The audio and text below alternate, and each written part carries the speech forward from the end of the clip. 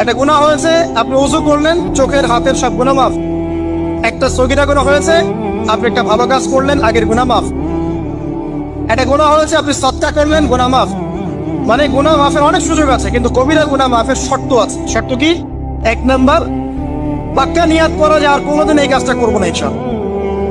2 number, ইচ্ছা করে ওই পাপে আর লিপ্ত না হওয়া।